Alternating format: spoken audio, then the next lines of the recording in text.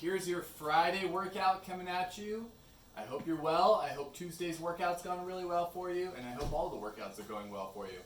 So here we are again.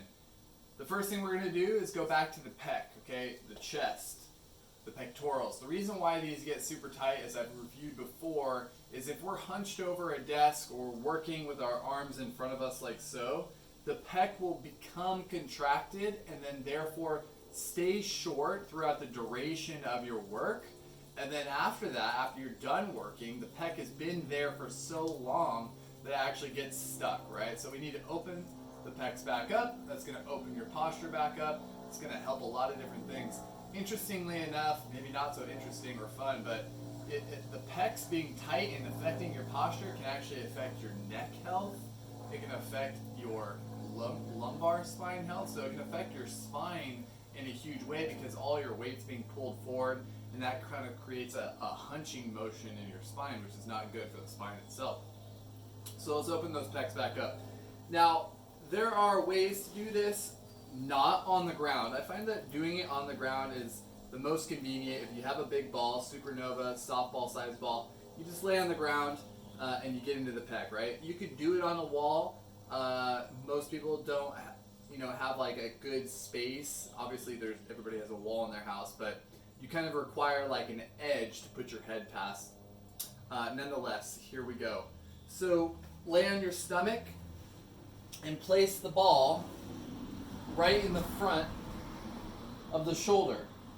Now there's a difference between doing front deltoid, which is going to be more front corner of the shoulder. Front deltoid isn't a bad place to get. It gets really tight as well, which you can do, but the pec is going to be a little bit more towards your sternum, under your body a little bit more. So play around with that. How far forward is the ball going? How far under is the ball going? And then from here, we're going to move our arm, finding where is most tender. If I come up here with my arm and I find the spot that's pretty rough, what I'll do is I'll actually just kind of twist my body and roll over that muscle tissue that I find to be tender. So you're going to play with arm moving down and up, searching for those most tender bits. Hang on to it for a second, for about a minute. And then after this minute of going up and down with the arm, in whatever position you find to be most painful, you'll do contract, relax. Which means when I find that tender spot, I'm going to push my palm down through the ground. When I do that, I'm going to contract the pec and shoulder, and then relax. And then per usual, the ball sinks deeper into the pec. And you could play with different angles, come down here. I'll contract and relax here now. Push the hand down, that's going to contract the pec. Relax. Bring the hand down here. Contract. Relax. So now I always recommend at least 2 minutes in total per area, right? So at least 2 minutes in total per pec. Now you're welcome to do more, just don't spend 10 minutes aside, okay? We want to make sure that we're being pragmatic about what we have to get through today. And you want to get your body warmer, so you want to be moving along in the next side and the next exercise. So now I've just done my right side. Before you do your left side, you'll then stretch your right pec. So now we're going to play with different things here. We've done scorpion position before, which is a stretch for the pec and also the T-spine, lumbar spine. Now what I can do is I can have my elbow here at 90 degrees, elbow. My shoulder is also at 90 degrees. My fingers are spread. What I'll do is I'll lay my head facing the other direction, bring my left hand by my chest as if I was going to do a push-up with this side, and then I'm going to bring my left leg to my right. So scorpion pose. In this position, I'm feeling my right pec and shoulder stretch. I'm also feeling my thoracic spine. I'm feeling my lumbar spine a bit. There's a lot of good rotational things happening here. But mostly the stretch is in the pec, which is why we're doing it.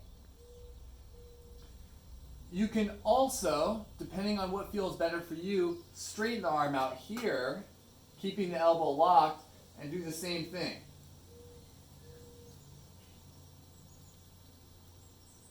Now, wherever you are, whatever you choose to do, whether it's the elbow bent or the elbow straight, make sure you're holding it for 2 to 3 minutes, okay? And if you want to play back and forth, maybe you do the first minute with the elbow bent, second minute with the arm straight, that's totally fine. So you do the rolling for the right pec, you do the stretching for the right pec, then you do the rolling for the left pec, then you do the stretching for the left pec, okay? So we're going to go all right side, all left side, okay? Then we're going to do one more mobilization, and that's going to be a straddle position. This is something that we've not done before. Okay, so we're going to basically take a seat on our bums, and we're going to walk our heels as wide as we can. Okay, this is a straddle pose.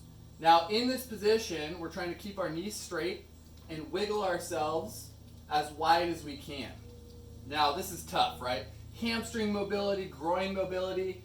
You'll see there's a lot of things going on here. But once we're here, what we're going to do is we're going to try to bring our arms up and stay tall as we twist and lean over this leg.